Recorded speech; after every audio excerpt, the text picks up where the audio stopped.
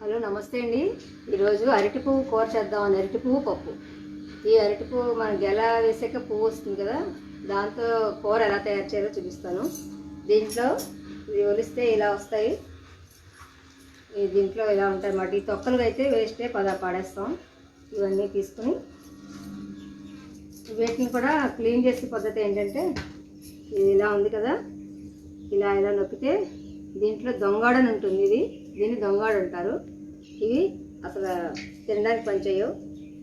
ఈ పిల్లిళ్ళని వస్తాయి ఇలాగా, వీటితో పచ్చడి చేస్తారు ఎక్కువగా ఉంటే కనుక. ఇది మనం మిక్సీ పట్టుకుంటాం అన్నమాట పప్పులో వేయడానికి. ఇలాగా తీయాలి.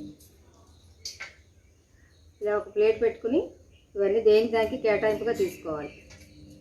ఇవి పిల్లిళ్ళు, ఇవి దొంగాళ్ళు. అలా ఒలుచుకోవాలి మొత్తం పువ్వు అంతా.